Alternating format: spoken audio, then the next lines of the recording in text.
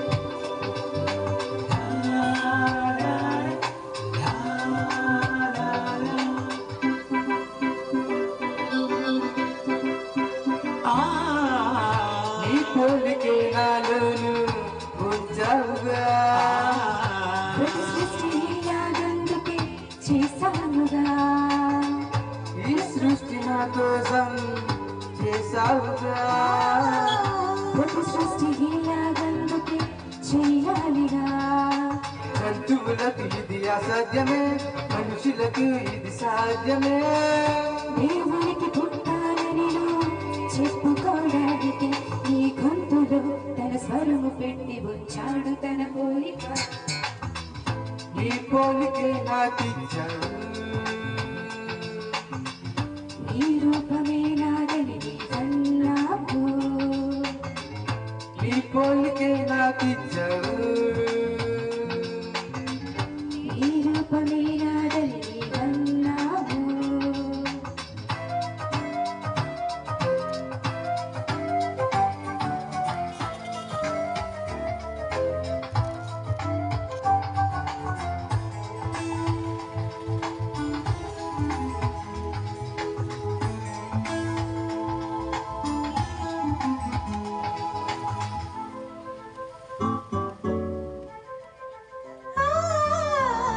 ప్రతి జీవితన జాతిని తెలుసుకుందిగా, జాతిని గుర్తించి కలుపుకుందిగా.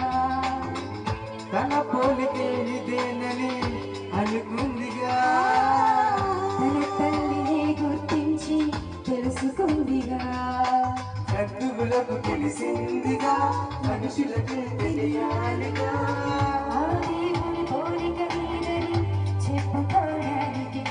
జీవుడుండి నీ రూపమే రావడం లేదుగా, నీ పోలికే నాకిచ్చావు.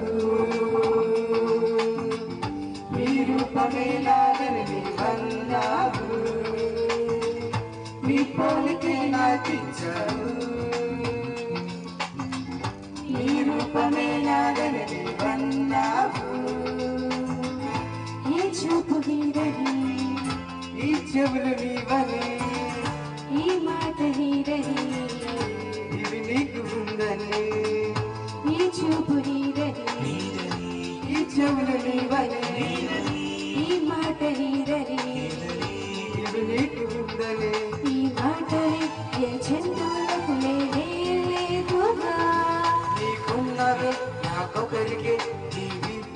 ఉన్నావుగా నీ పోలికే ఎరేగని నీవన్నావుగా నన్ను చూసి నీ ఉన్నావని నమ్మాలిగా నీవున్నావని నమ్మాలిగా నన్ను చూసి నీవున్నావని నమ్మాలిగా నన్ను చూసి నీవున్నావని నమ్మాలిగా నన్ను చూసి నీవున్నావని నమ్మాలిగా. దేనికి వాక్య భాగాలు అంటున్నాం. వాక్య భాగంలో వెళ్ళే ముందు రాసే ప్రార్థన చేస్తాం.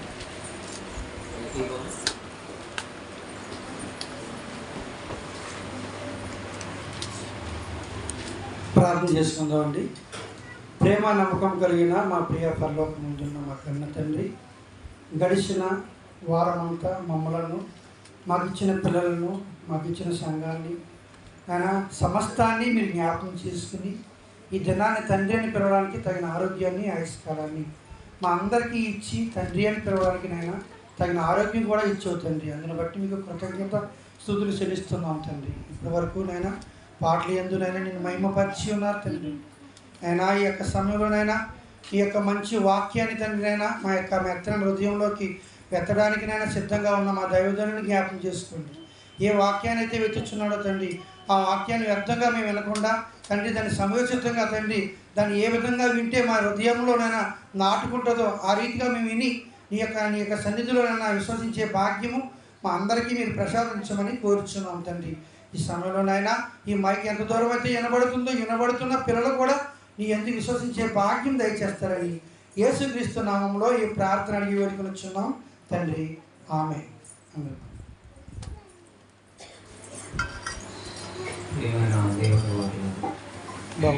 గత వారంలో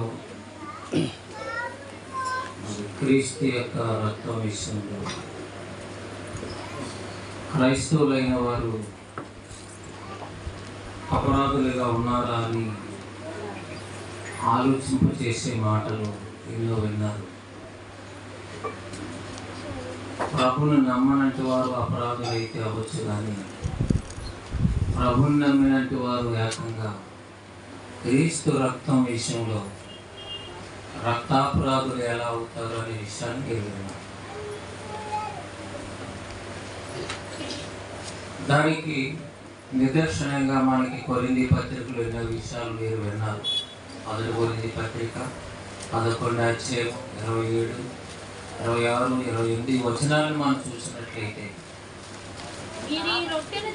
మనము ఇప్పుడు తీసుకున్నటువంటి రొట్టె, ఇప్పుడు మనం తీసుకున్నటువంటి ద్రాక్షారసం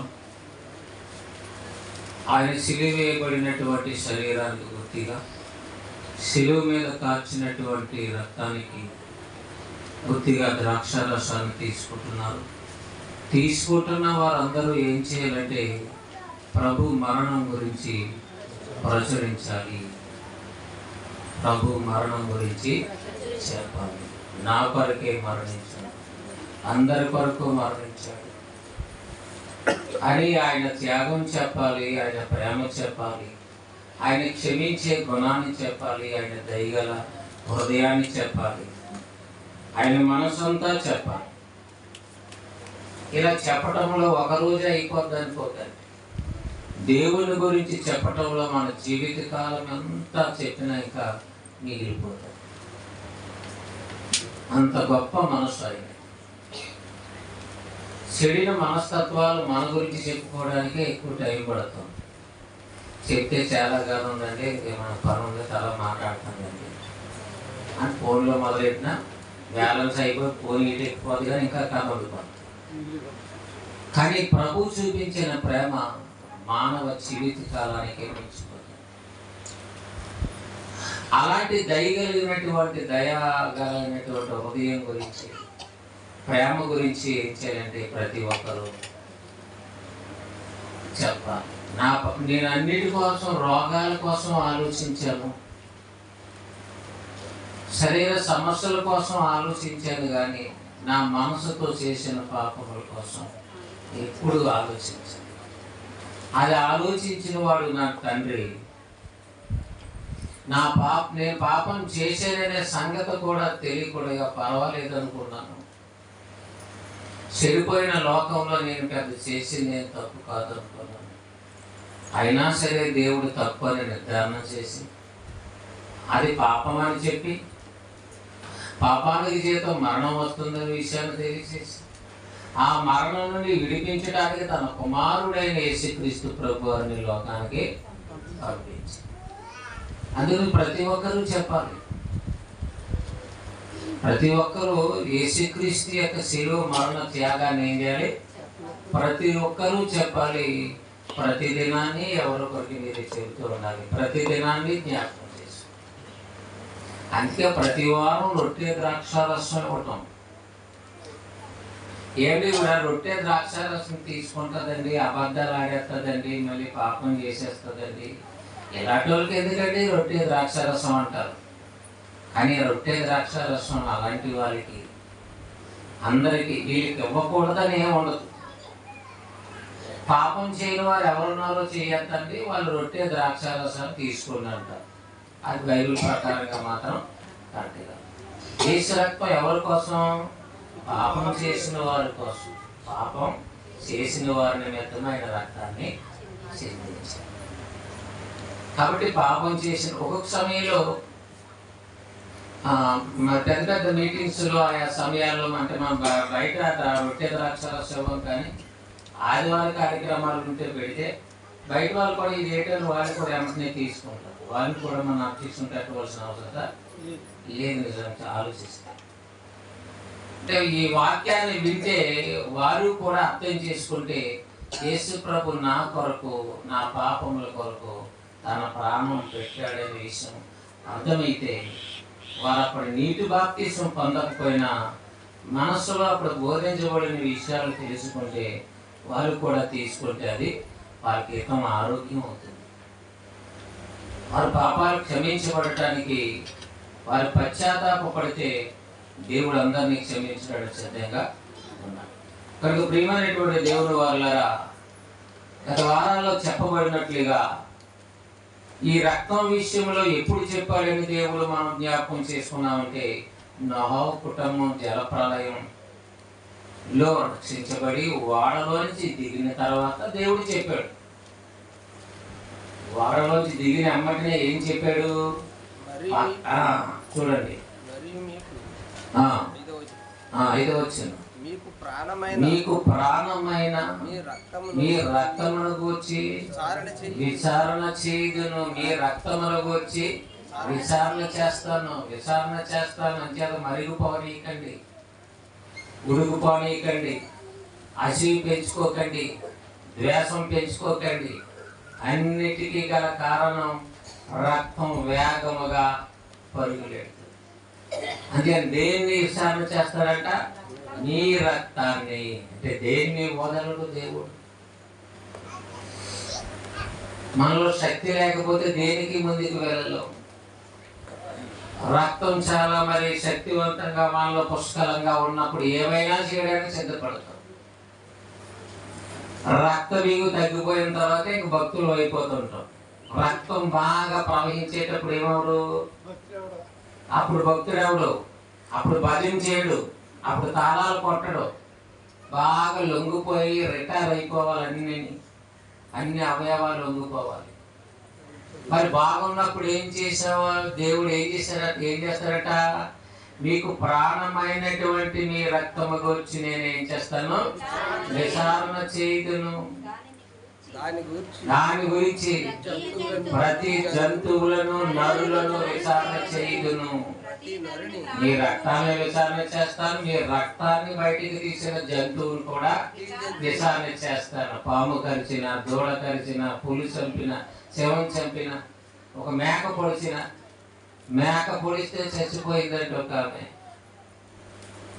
ఎందుకంటే అది బలం చాలా బలంగా కుదిరితే బతకాలి. రక్తం వచ్చి చచ్చిపోయిందంటే అప్పుడు ఏం చేస్తాడు దేవుడు? విచారణ చేస్తాడు. ఒక మనిషి రక్తాన్ని తీసే హక్కు నీకు ఎవరిచ్చారు? అథారిటీ నీకు ఎవరిచ్చారు అని ప్రతిదాన్ని దేవుడు ఎంక్వైరీ చేస్తాడు. అయ్యి బాబు ఎంతమందిని చేస్తాడండి అంటే ఈ భూమి మీదకి వచ్చిన వారందరినీ ఎంక్వైరీ చేస్తాడు. అంటే దేవుడు చాలా సిస్టమేటిక్ గా చాలా లెక్కగా ఉన్నాడనమాట. మనం ఈ మాటే కదా, ఈ రెఫరెన్సే కదా అనుకుంటాం మనం. అంటే దేవుని దగ్గర ఖచ్చితంగా ఉండాలి. దేవుని దగ్గర చాలా ఖచ్చితంగా ఉండటానికి ప్రతి ఒక్కరూ ప్రయత్నం చేయాలి. ఒకడుగు ఒక మెట్టుకు ఎక్కుతూనే ఉండాలి. దేవుడి దగ్గర ఎవరైతే ఖచ్చితంగా ఆయన దృష్టిలో ఆయన నమ్మిన వారని నిర్ధారణ అవుతారో వారు నీతిమంతులు అవుతారు. అందుకే నోహు కాలం అని చెబుతున్నటువంటి ఆ జలప్రలయం కాలంలో జలప్రలయం రావటానికి గల కారణం నరుల పరిస్థితి ఎలా ఉన్నదని మనం ఎప్పుడు చదువుకుంటున్నాం. ఆ రాజ్యం చూడండి, నరుల హృదయాలోచనలు వారి బాల్యము నుండి. ఆ రాజ్యంలో చూడండి, నరుల చెడుతనము భూమి మీద గొప్పదనియు వారు హృదయం యొక్క తలంపులలోని ఊహంతయు ఎల్లప్పుడూ కేవలం చెడ్డదని యెహోవా చూసి. ఆయన చూడని స్థలం ఏది చెప్పండి, ఆలోచించండి. ఎవ్వరు చూడలేదనే విషయాన్ని మాత్రం ఎప్పుడు అనుకోకండి. దేవుడు చూసినా పర్వాలేదని తెగించి మరి అనుకోకండి. ఎవరు వినలేదు కదా అని కూడా అనుకోకూడదు. నువ్వు భూమి మీదకి వచ్చే ఒక ఆకారాన్ని కలిగి, అందుకే భూమి మీదకు పంపించిన తర్వాత ఆదాము నుండి వస్తున్నటువంటి మానవ జాతులు మానవ సంతతిని చూస్తే నరుల చెడుతనము భూమి మీద గొప్పదైపోయిందంటే అది చూశాడు దేవుడు. వారు హృదయం యొక్క తలంపులు ఊహంతయు ఎల్లప్పుడూ ఊహలు తలంపులు ఎందుకు వస్తాయి? దేవుని గురించి తెలియకపోతే ఊహలలో తేలిపోతాం, తలంపులలో మునిగిపోతాం, ఎందులోనో పడిపోతాం. తలంపులు ఊహలు కలిగినట్టు వారు ఆపదలోనైనా పడిపోతారు, సిక్కుల్లోనైనా పడిపోతారు, లారీలోనైనా పడిపోతారు, ఈ రోడ్డు మీదైనా పడిపోతారు. ఏం చేత ఎప్పుడు ఊహలలో తేలుతూ ఉంటారు, తలంపులలో ఉంటారు. ఊహలు నెరవేరలేదని నిందించుకుంటూ ఉంటారు. ఎంత ఒత్తిడి వాళ్ళకి! వాళ్ళ అవయవాలు ఎక్కడికి వెళ్తున్నాయో, చేతులు ఏం పని చేస్తున్నాయో, కళ్ళు ఏం పని చేస్తున్నాయో, దేని మీద కాలేస్తున్నారో, దేని మీద కూర్చున్నారో కూడా తెలియదు. దేనివల్ల? తలంపులు ఊహలు ఎక్కువైపోతే ఏది ఏమైపోతుందో ఎవరికి తెలియదు. అది అలా కాలిపోతున్నా సరే నీకు పట్టించుకోవు, ఏదో అయిపోతున్నా సరే నీ ముందు పడిపోయినా నీకు ఏం తెలియదు. తలంపులు ఊహలు అంత ప్రమాదకరమైనవి. దేవుడు అంటున్నాడు, మీ తలంపుల్లో ఊహలలో అన్నిటిలో నేనే ఉండాలి. నేనుంటే మీ ప్రయాణం మీ బ్రతుకు క్షేమంగా ఉంటుందని దేవుడు చెప్తున్నాడు. అంటే నీ పూర్ణ మనస్సుతో, నీ పూర్ణమైన హృదయముతో, నీ పూర్ణమైన వివేకముతో అంటున్నాడు. అందుకని మన ఊహలు తగ్గాలంటే దేవుడు ఉండాలి, మన తలంపులు తగ్గాలంటే దేవుడు ఉండాలి. అంటే దేవుని వాక్యం ఉండాలి మనలో, అప్పుడు తగ్గుతాయి.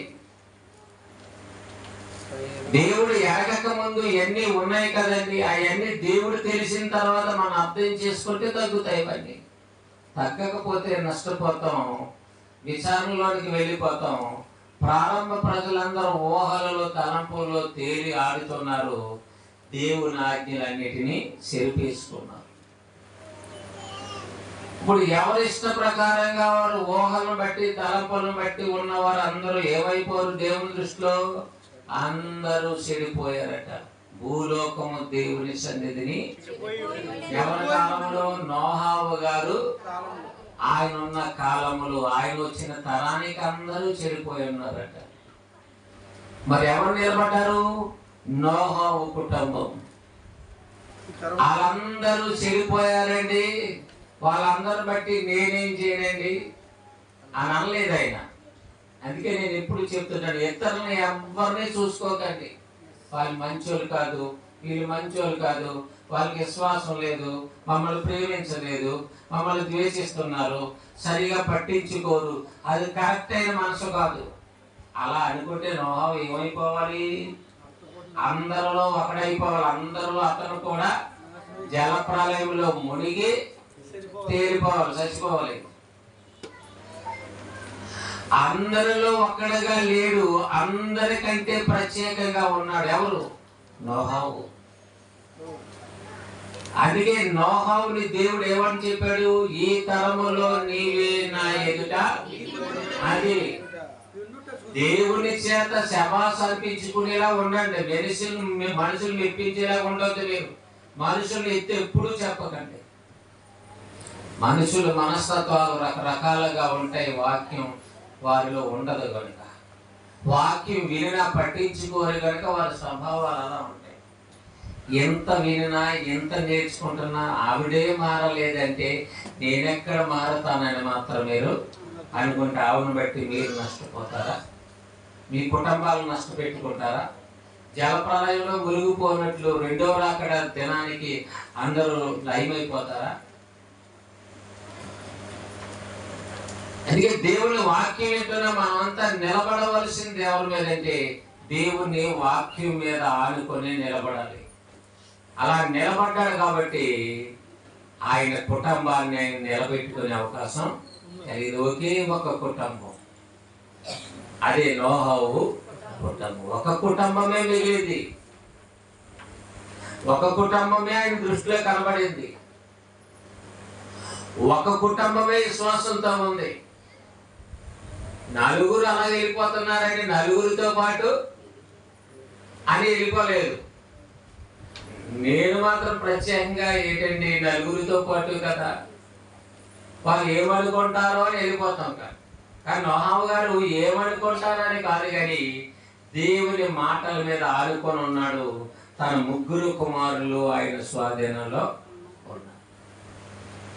ముగ్గురు కుమారులు ఆయన స్వాధీనంలో ఉన్నారు, ఏక కుటుంబంగా ఉన్నారు. అందుకే దేవుడు నోహావు కుటుంబాన్ని నిలబెట్టాడు. ఒక నోహావు కుటుంబాన్ని నిలబెట్టాడనే విషయం మనకు దేవుడు రాయించాడంటే, నీ కుటుంబం నిలబడాలంటే నువ్వు కట్టవలసింది ఏంటి? నువ్వు దేని ద్వారా కట్టబడాలి? ఎలా కట్టబడాలి? ఎలాగైతే నువ్వు స్టాండర్డ్ అవుతావు, ఎలాగైతే తరతరాలు నీ కుటుంబం ఉంటుందని పునాదులు వేయాలి. ఒక నోహావు వాలే నోహావు గారు దేవుని మీద ఆడుకొని ఉన్నారు. తమ పిల్లలు కూడా తమ అడుగు జాడల్లో నడుస్తున్నారు. దేవుని కొరకు కట్టబడి దేవుని ఎదుట నిలబడి ఉన్నాడు. అందుకే దేవుడు ఏమన్నాడంటే, నీవు నా ఎదుట నీతిమంతుడు కాబట్టి మిగతా వారందరినీ కూడా జలప్రలయం ద్వారా నీట ముంచి నాశనం చేస్తాను కనుక నీ కుటుంబం కొరకు, నీ ఇంటి రక్షణ కొరకు ఒక ఓడను సిద్ధం చేసుకో. వస్తే ఎవరినైనా ఎక్కించుకో. జీవరాశులు, నేను చెప్పిన జీవరాశులను, వచ్చిన జీవరాశుల్ని ఎక్కించుకో అని ఎవరితో చెప్పాడు? నోహావుతో చెప్పాడు. హెబ్రీయులకు రాసిన పత్రిక 11:7 చూద్దాం. చూడండి, హెబ్రీయులకు రాసిన పత్రిక 11:7. విశ్వాసమును బట్టి నోహావు అది వరకు చూడని సంగతులను గూర్చి, అది వరకు అలాంటి సంగతులు ఎప్పుడు చూడలేదట. అది వరకు అలాంటి సంగతులు, జలప్రలయాలు రాలేదు. వరదొచ్చి పర్వతాలతో ఆకాశం అంటే జలప్రలయం వచ్చిందని అలాంటి సంగతులు కానీ మరొక సంగతులు కానీ చూడలేదు. కానీ చూడకపోయినా ఏం చేస్తాడంటే అది వరకు చూడని సంగతులను గూర్చి దేవుని చేత హెచ్చరింపబడి, చెప్పింది దేవుడు కనుక హెచ్చరింపబడి, దేవుడు చెప్పాడు. ఎలా చెప్పాడు, ఎలా విన్నాడు, ఎలాగైన హృదయంలో ఉంచుకున్నాడు ఆలోచించాడు. దేవుడు చెప్పాడని ఎన్నిసార్లు చెప్తున్నాం, ఎన్ని రోజులు చెప్తున్నాడు, ఎన్ని సంవత్సరాలు చెప్తున్నాం మనం దేవుడు ఎలా చెబుతున్నాడని. నోహుతో చెబితే అది వరకు చూడని సంగతులను గూర్చి దేవుని చేత హెచ్చరింపబడి, భయభక్తులు గలవాడై తన ఇంటి వారి రక్షణ కొరకు ఒక వాడను సిద్ధం చేసుకున్నాడు. ఒక వాడను సిద్ధం చేసుకోమనేటువంటి ఆలోచన ఎవరు చెప్పారు? దేవుడే చెప్పాడు. మరి మరో రకంగా కాపాడలేడా? ఎలాగైనా కాపాడగలడు. రాబోయే తరాలకి ప్రత్యక్షమైన సాక్షిగా కనబడాలి కదా. మిగతా నీటిలో మునుగుతూ తేలుతూ సాగు బ్రతుకుల మధ్య ఉన్న వాడికి వాడ కనబడాలి కదా. దేవుడు ఏమైనా చేయగల సామర్థ్యం కలిగినట్టు వాడు. లేని వాటిని ఉన్నట్టుగా చేయగలడు. ఏం చేయగలండి? చేయగలరా లేదా? చేయగలడు. అందుకే నేలల్లో నుండి తీశాడు నేలను సిద్ధం చేసి ఉంచాడు. అవునా కదా? నూనెలో నుంచి తీస్తావు నువ్వు బూరిని, అంతే కదా. అమ్మ ఇదేంటి ఇవన్నీ నాకు పొద్దుట నీకు దోశలు అడుగుతాను, అదొడుతాను, ఈ దోశలు అంటే నీకెందుకురా, నేను వండి పెట్టేదాన్ని, నేను తినేవాడు. వండిన తర్వాత తెలుస్తుంది అమ్మ ఎంత ఈ పిండి వలన వీటి వలన ఇన్ని వెరైటీలా అని. భూమి మీదకి వచ్చిన మనిషికి ఒక పదార్థాన్ని తయారు చేసుకోవడం ఇంత జ్ఞానం అయితే, దేవుడు లేని వాటి నుండి ఉన్న వాటిని చేయలేడా? చేయగలడు, ఉన్నట్టుగా చేయగలడు. సామర్థ్యం కలిగిన దేవుడు ఆయన. అందుకే నోహు గారికి వాడను కట్టించి, వాడ ప్రత్యక్ష సాక్ష్యంగా ఉంచి, రాబోయే చరిత్రలో యావత్తు మనుషులందరికీ పాఠంగా ఉండాలని వాడను కట్టించమనే విషయాన్ని చెప్పాడు, రాయించాడు, జరిగించాడు. వాడలో రక్షించాడు. జలప్రలయం అయిపోయిన తర్వాత 1 సంవత్సరం తర్వాత చివరకు వాడలో నుంచి కిందకి దించాడు. కిందకి దిగండి సారి నేల ఆరిపోయింది. మరి అప్పటి వరకు ప్రకృతి నాశనం అయిపోయింది, అంత నీటి మట్టం అయిపోయింది. కొంతకాలానికి నేల ఆరి అక్కడక్కడ గడ్డి మొలకలు అన్నీ వస్తున్నాయి. దేవుడు దిగమని చెప్పాడు. చూసారు, విశ్వాసం కలిగి ఉన్నాడు కాబట్టి జల ప్రళయం వచ్చింది, నీట ముంచింది, అందరినీ చంపింది, మరలా నీళ్ళన్నీ ఇంకిపోయేటంత వరకు అందులోనే వాడలోనే ఉన్నాడు. ఎవరు కాపాడారు? దేవుడు. ఎవరు మాట విన్నాడు? అందుకని దేవా నా కుటుంబాన్ని కాపాడు అంటాం, మంచిది. వాళ్ళు కూడా మన మాట దేవుని మాటగా ప్రతి ఒక్కరూ వినాలి. నా కుటుంబం పరిస్థితి బాగోవాలి అని అనుకుంటే దేవుని అడుగు జాడల్లో నడాలి. అర్థమైందండి? ఎక్కువ శాతం పరిస్థితి ఏంటంటే స్త్రీలందరూ వస్తారు, పురుషులు ఎవరు రారు. ఎలా కట్టబడుతుంది? మా ఆయన కోసం ప్రార్థన చేయండి అంట. ఎంతో ప్రార్థన చేస్తాను. పాస్టమ్మ గారు చేస్తే మారిపోతారనుకుంటాను. ఆవిడ తీగా మాట్లాడినంత మాత్రాన్ని ఏం మారిపోదు. ఇలా ఒక్కరోజు గుడికొచ్చినప్పుడు వస్తాడు, మనసే మారదు. ఏ ఎక్కాలి? వాక్యం వారి హృదయంలో నాటించబడాలి. దేవుడు ఇచ్చేవి పోయేవి వీళ్ళకి తెలుసు, కానీ దేవునికే మన మనస్సు ఇవ్వాలని తెలియాలి. దేవుని మనస్సులో మనం ఉండాలి. అందుకే నోహు మనస్సులో దేవుని మాటలు ఉన్నాయి. తన ఇంటి వారు రక్షణ కొరకు ఏం చేశారంట? మరి వాడను కడుతుంటే అందరూ ఏం చేశారు? నమ్మారా? నమ్మలేదు. కానీ ఆయన విశ్వాసాన్ని కోల్పోలేదు. మనం ఎవరైనా ఏలకొలం చేశారనుకో, మన వాళ్ళు క్రైస్తవులు ఏదైనా మన వాళ్ళే కెట్నీట్లేదని బాబు అంటారు. వారి మీద నేరం వేసి నువ్వు పాడైపోతుంటావు. ఎవరు చెప్పారు నేను ఎలా పాడైపోవని? అది అపవాది ప్రారంభించేది. ఎవరిని ఎత్తి పెట్టకండి ఈ రోజు మొదలుపెట్టి. మీరు నిలబడటానికి ప్రయత్నించేయండి. వాడి స్వభావం మారకపోతే నీ స్వభావాన్ని మార్చుకుంటావా? మీరు నమ్మండి, నమ్మకపోండి. మనుషులు మంచోళ్ళు కాదండి బాబు, వాళ్ళు మా చుట్టూ ఉన్న వాళ్ళందరూ అంటారు. ఎందుకు మంచోళ్ళు కాదు? నువ్వు మంచిగా ఉండు, నీ కుటుంబాన్ని దేవుడు కడతాడు. నీ కుటుంబాన్ని బట్టి మరి కుటుంబాలు మార్చబడతాయి. ఎవరిని బట్టి పాడైపోతున్నాయని మాత్రం చెప్పటం మీ అవివేకం, అది అజ్ఞానం. అది అంటే నీ మనసు చుట్టూ ఉన్న సమాజం మీద ఉందా, దేవుని మీద ఉందా? చుట్టూ ఉన్న సమాజం ఎలా ఉంది నోహ కాలంలో? లోకసువార్త చూడండి, లోకసువార్త 17వ అధ్యాయము.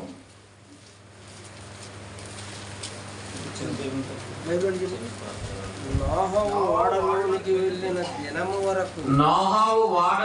వెళ్ళిన దినం వరకు జనులు తినుచు త్రాగుచు పెండ్లాడుచు పెండ్లికి ఇయ్యబడుచు ఉండిరి. అంతలో జల ప్రళయం వచ్చి, అంటే ఈ పెళ్లి చేసుకోవడం, పెళ్లికి ఇవ్వబడటం, సంతోషంగా తినటం, త్రాగటం, ఇవన్నీ నోహవు గారు చూడలేదా? చూసాడా లేదా? చూస్తున్నాడు. చూసేమైనా డేల పడ్డాడా? చూసేమైనా వాళ్ళలాగా అయిపోవాలనుకున్నాడా? ఏమిటి మరి ఎంత చక్కగా దేవుని పక్షాన్ని నిలబడ్డాడో మనం అందరం ఆలోచించాలి. జనులు తినుచు త్రాగుచు పెండ్లాడుచు. జీవితంలో చాలా ప్రముఖమైన ఘట్టం ఏంటి? పెండ్లాడుచు. అదే మాట రాశాడు అక్కడ ఆదికాండంలో. చూడండి 2-3 వచనాలలో. అప్పుడు ఏం చేస్తున్నారంట ఆ టైంలో? దేవుని కుమారులు నరుల కుమార్తెలు చక్కనవారని చూసి వారందరూ అంటే మనసుకు నచ్చిన స్త్రీలను అది వివాహం చేసుకోవటంలో, తినటంలో, విందులు చేసుకోవటంలో, ప్రయాణాలు చేయటంలో అలా ఉన్నది ప్రపంచం, ఆనాటి ప్రపంచం. అవి చూసిన నోహవు గారు ఏమైనా సరించారా?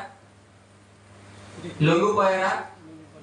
లొంగలేదండి. అందుకే అదే మాట విశ్వాస వీరుల జాబితాలో చేర్చి నోహవు గారి గురించి పౌలు గారు తన పత్రికలో రాస్తున్నాడు. 11వ అధ్యాయంలో 7వ వచనం. మళ్ళా చదవండి. విశ్వాసమును బట్టి వాళ్ళ పెళ్లిళ్ళు, వాళ్ళ విందులు, వాళ్ళ వినోదాలు, వాళ్ళ విడ్డూరాలు దేన్ని బట్టి లెక్క చేయలేదు? విశ్వాసాన్ని బట్టి. ఎవరి మీద విశ్వాసం? దేవుని మీద ఉన్న నమ్మకం అలా ఉండాలి. నమ్మకం కదిలించదు దేవుని మీద ఉంటే. సిమెంట్ గురించి వేస్తుంటాడు బోర్డు, నమ్మకం నాణ్యత కలిగిందైన ఐరన్ గురించి సిమెంట్ గురించి వేస్తాడు.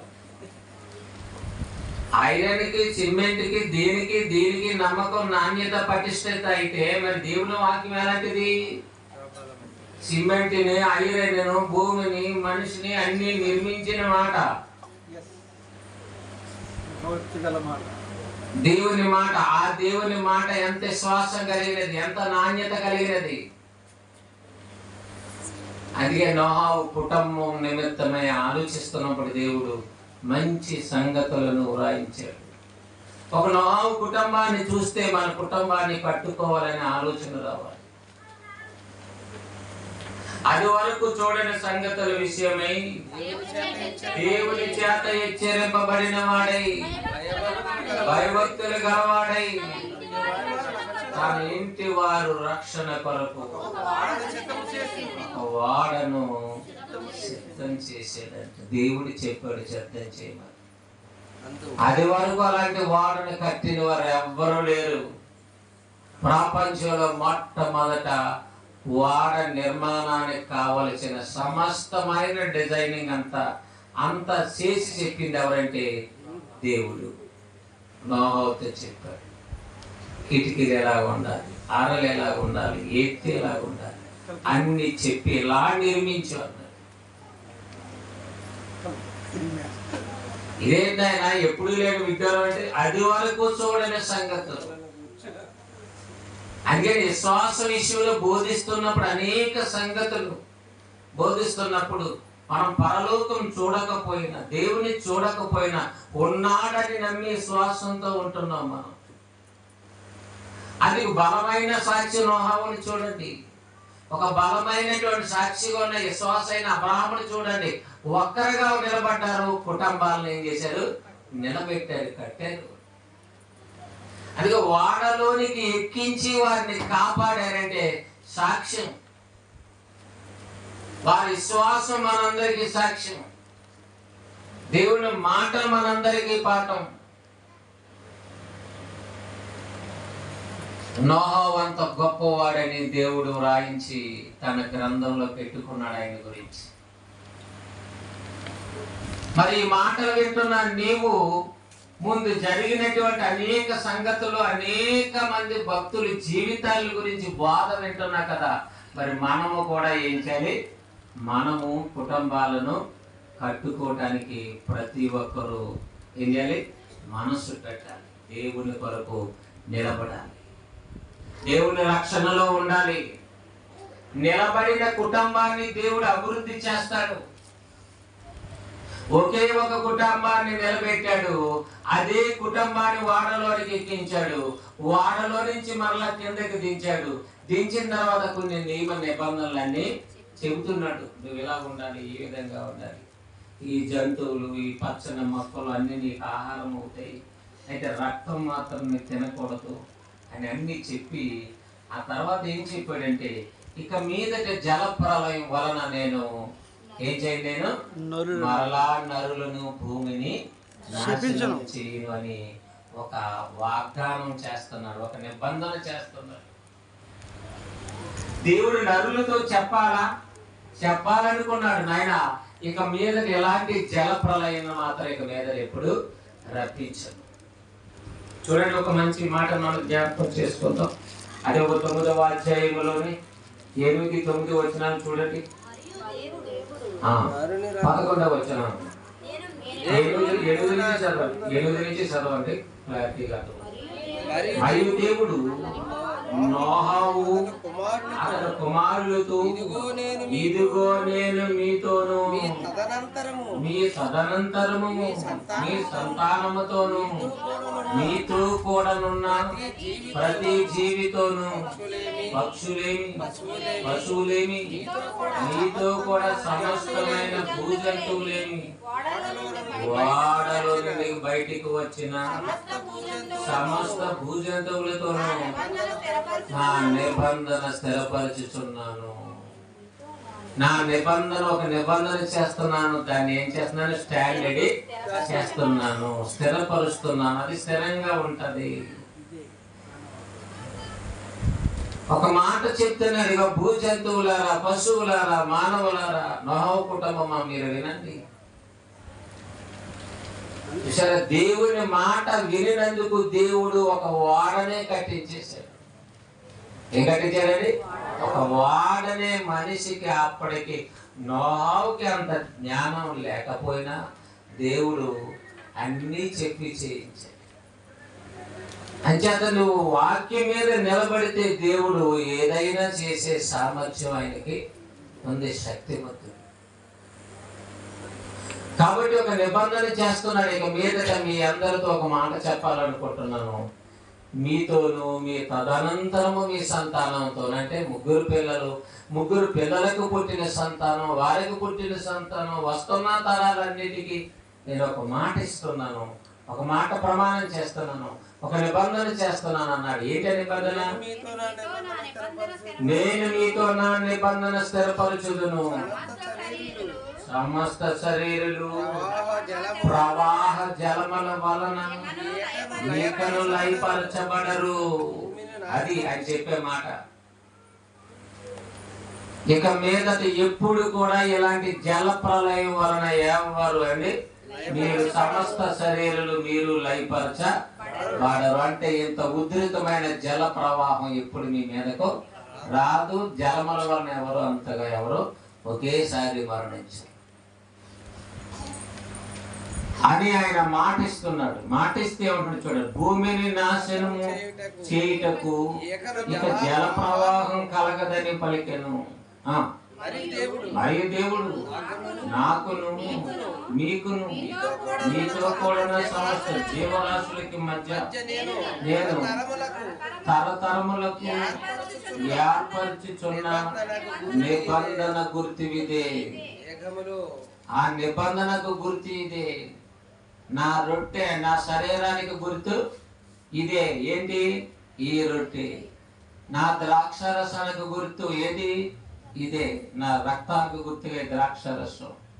అంటే ఒక నిబంధనను జ్ఞాపకం చేసేదిగా ఒక గుర్తు రొట్టె, ద్రాక్షరసం ఎలాంటిదో ప్రారంభంలో మనుషులు నాశనము చేయను అని అనటానికి దేవుడు మేఘములో ఆయన ధనుసును పెట్టాడట. ఏం పెట్టాడు? మేఘములో నా ధనుసును ఉంచి తిని. వారం రోజులు చెదకొడేసిన, నెల రోజుల తుఫాను వచ్చి చెదకొడేసిన మీరు జలప్రలయం వల్ల అందరూ పశువులతో పాటు ఎవరు ఎప్పుడు చనిపోరు. ఎందుకంటే నేను మీకు మాటిస్తున్నాను, అందుకే మీకు నిబంధన చేస్తున్నాను, ఒక గుర్తు కూడా ఇస్తున్నాను, ఒక ధనుషుని మేఘములో ఉంచుతాను.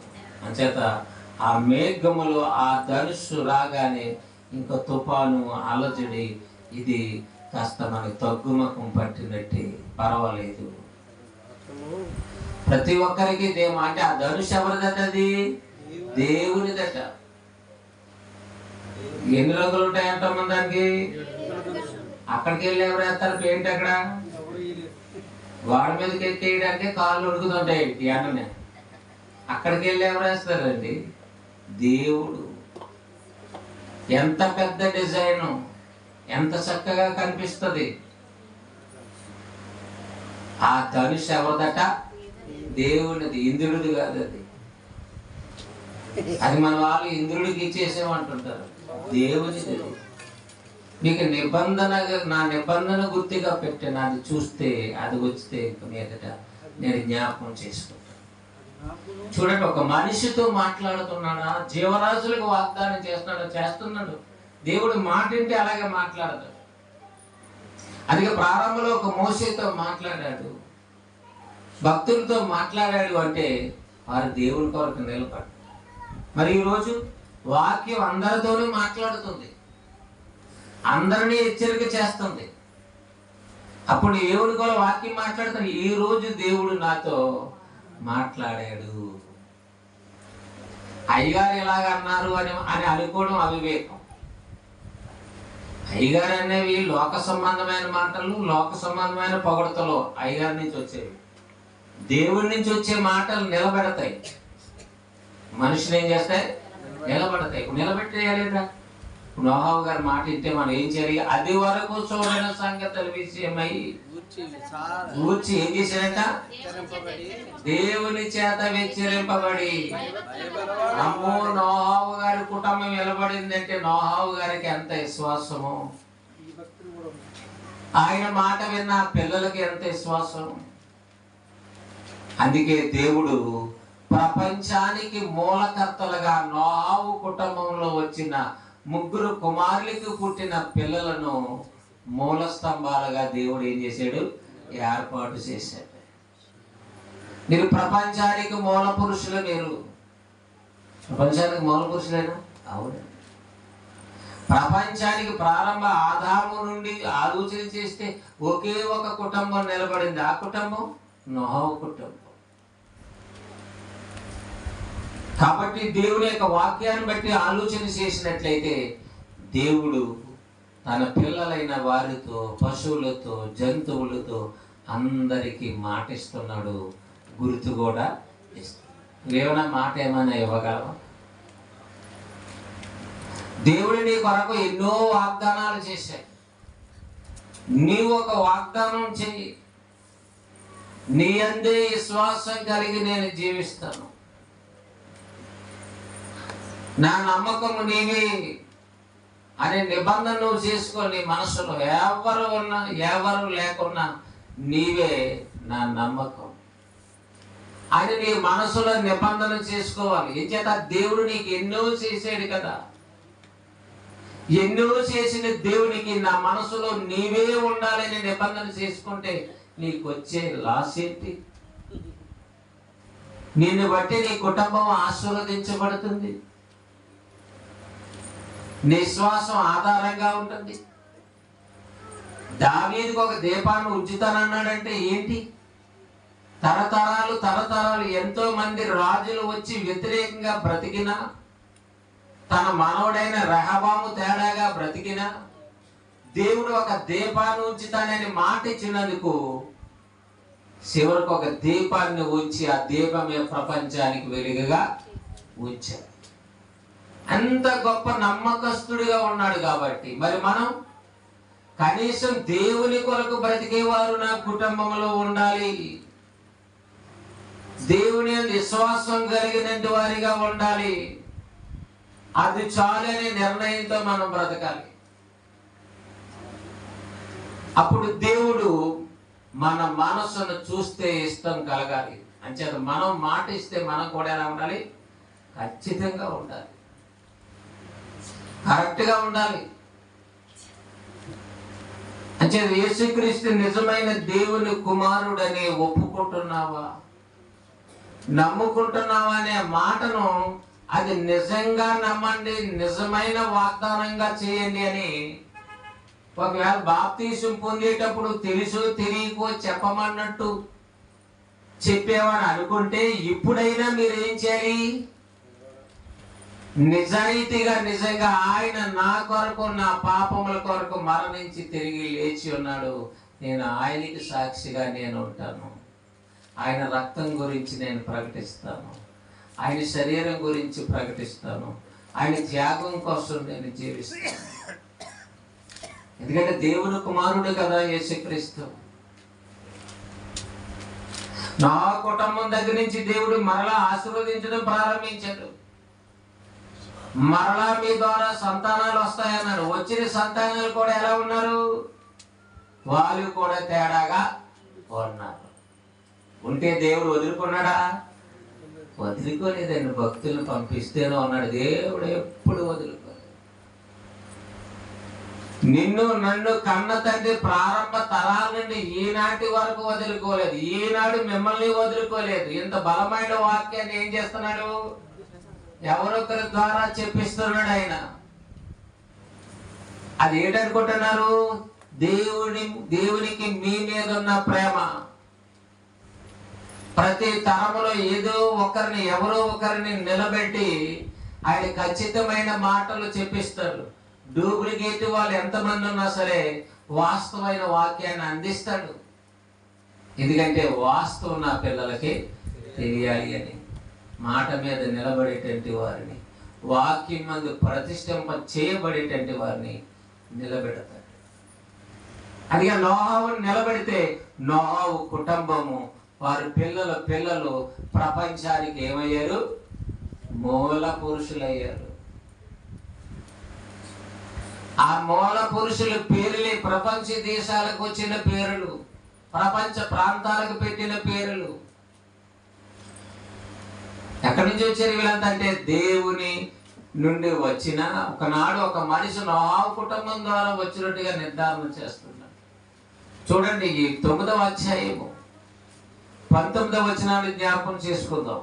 ఈ ముగ్గురు నోహావు కుమారులు, వీరి సంతానము భూమి అంతటా వ్యాపించినప్పుడు నోహావు గారు వాడలో ఉండేసరికి ముగ్గురు పిల్లలకి పిల్లలు లేరు.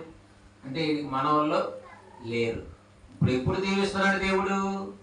వాడలో నుంచి బయటికి వచ్చిన తర్వాత అప్పుడు దీవిస్తున్నాడు.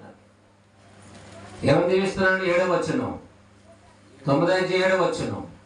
మీరు ఫలించి అభివృద్ధి నొందుడి, మీరు భూమి మీద సమృద్ధిగా సంతానము కని విస్తరించడని వారితో చెప్పాడు. దేవుడు కనికరించి, దేవుడి ప్రేమ వారితో ఉండి మీరు విస్తరించండి అని నోహావు కుటుంబం ముగ్గురు పిల్లలు నోహావుతో దేవుడు ఈ మాట చెప్తున్నాడు. మీరు విస్తరించండి. అందుకే నావు కుటుంబమే అండి ఇప్పుడున్న ప్రపంచం అంతా. నావు కుటుంబం నుంచి వచ్చిన వారే ఆయా దేశాల్లో చెదిరిపోయి జీవిస్తూ ఆ దేశం ఈ దేశం, ఆ ఖండం ఈ ఖండం, ఆ ఊరు ఈ ఊరు, ఆ పేరు ఈ పేరు అని చెప్పుకునే వారందరూ నోహు గారి కుమారుల నుండి వచ్చిన వారిని మనం అంతా. బైబిల్ చెప్తుంది మానవ జీవితాల యొక్క, మానవ యొక్క వంశాల యొక్క చరిత్ర. చూసారా, ఒక్కడి నిలబడిన ఒక్కడిని 10,000 మందిగా, కోట్ల జనాంగంగా ఆయన చేయగలడు. దేవుని కొరకు బ్రతకకపోతే నీవు ఎంత అభివృద్ధి చెందినా ఒకనాటికి నువ్వు కనిపించవు, నీ అడ్రస్సే కనపడదు. ఏమండి ఊర్లో పెద్ద మోతుబారు ఉండేవాడండి, ఏడండి అంటే అదిగో అదేనండి ఆయన ఇల్లు. ఇప్పుడు ఇంట్లో ఎవరు ఉన్నారంటే ఇంట్లో ఎవరు లేరండి. చివరికి ఎవరున్నారంటే ఏదో ఆఖరికి ఆడపిల్ల ఉండేది కానీ అది కూడా ఇప్పుడు ఇది అమ్ముకోవడం తెలియదు. వాళ్ళు అదలటం లేదు, వీళ్ళు కదలటం లేదండి. ఇప్పుడు ఏం లేవండి. ఇప్పుడు నువ్వు ఎంత మోతుబరివైనా దేవుణ్ణి ప్రేమించి దేవుని మాట మీద నిలబడకపోతే చివరకు నువ్వేమవుతావు అంటే నీ అడ్రస్సే కనిపించదు, శిథిలం అవుతుంది.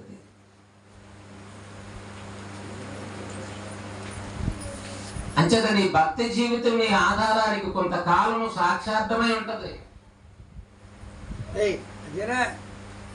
దావీదు గారు మరణించిన దావీదు పేరు చివరగా వచ్చిన దీపస్తంభం యేసుక్రీస్తు ప్రభువారు మారుమ్రోగిస్తూనే ఉన్నారు. ఇంకా దావీదు తరతరాలు ఏరంటానికి లేదు. దావీదు వంశములో పుట్టినవాడు ఎవరు? యేసుక్రీస్తు. దావీదు గారికి ఎంత గౌరవం అండి. ఆ పరదేశంలో ఉన్న దావీదు గారికి ఎంత ఆనందం.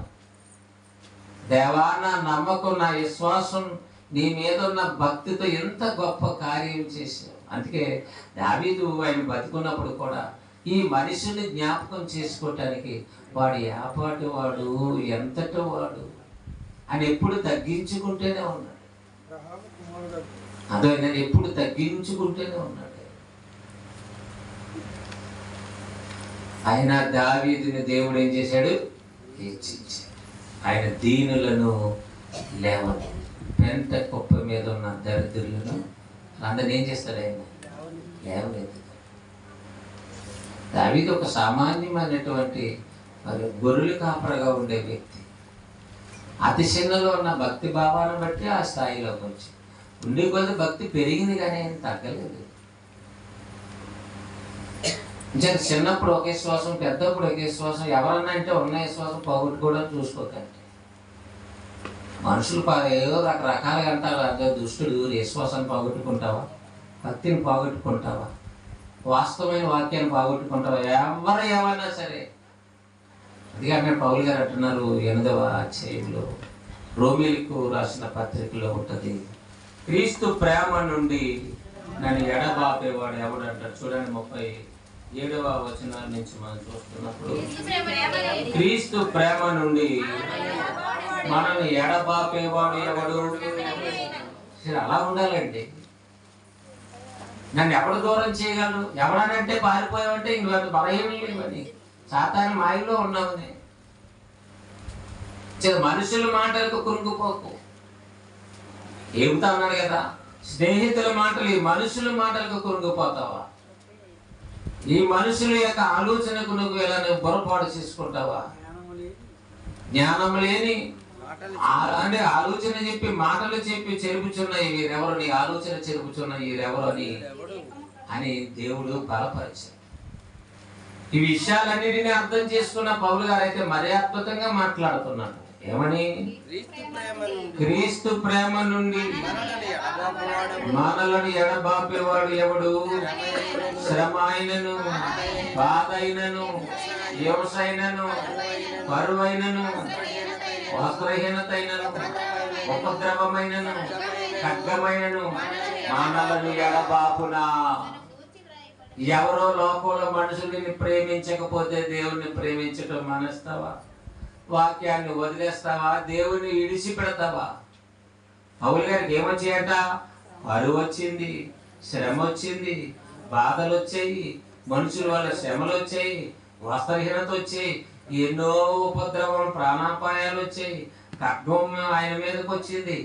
అయినా మనల్ని ఎడబాపేవాడు ఎవడు అని ఆయనను కలుపుకొని మిగతా క్రైస్తవుల గురించి రాస్తూ ఇందుని గురించి వ్రాయబడినదేమనగా నిన్ను బట్టి ఎన్నెల్లా మేము వదిలిపోబడిన వదక సిద్ధమైన గొర్రెలమని మేము ఎంచబడిన వారము.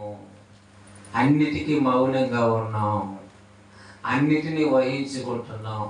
ఒక గొర్రె పిల్ల ఎంత మౌనంగా ఉందో అది కావాలి. వాళ్ళెలా కాదు, వీళ్ళలా కాదు, అలాగన్నారు, వీళ్ళెలాగన్నారు. వాళ్ళందరూ ఎత్తేట్టుకో నువ్వు పాడుతావు. వాళ్ళందరినీ చూసి తిరుచు తాగుచు పెళ్లి చేసుకుంటూ ఇల్లు కట్టుకుంటూ నారు నాటుకుంటూ వాళ్ళ పనులు చేసుకుంటూ ఉన్నారంటే ఇదేమో వాళ్ళే ఎక్కువ వచ్చుంటేనే.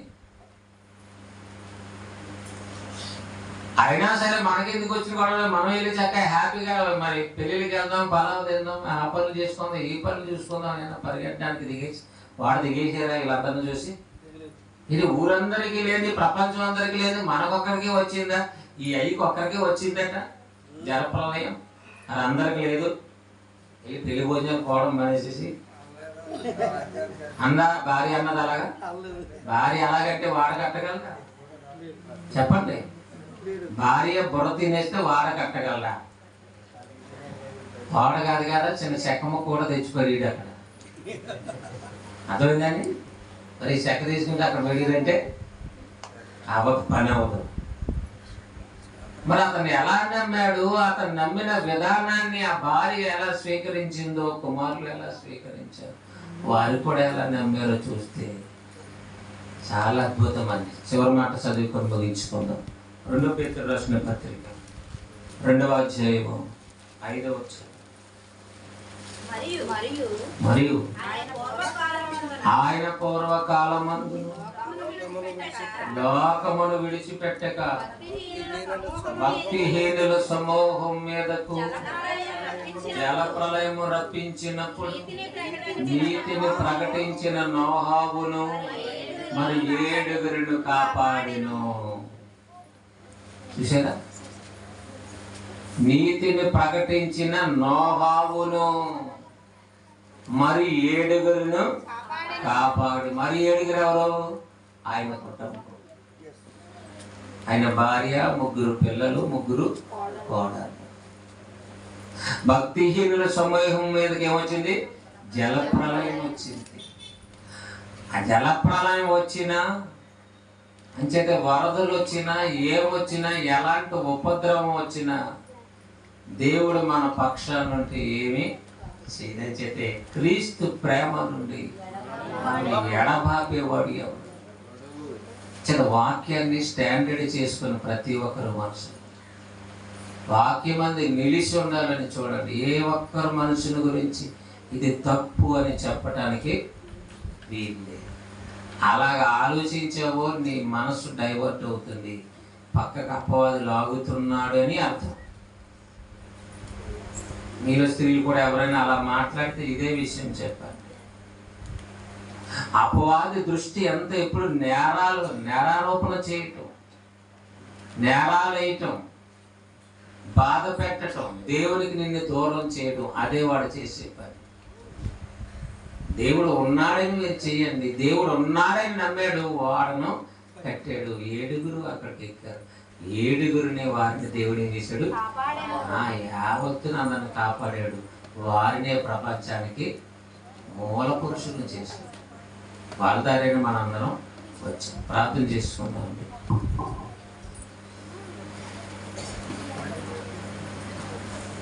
కర్మ తేదీ అన్నారు కదా, చెప్పండి.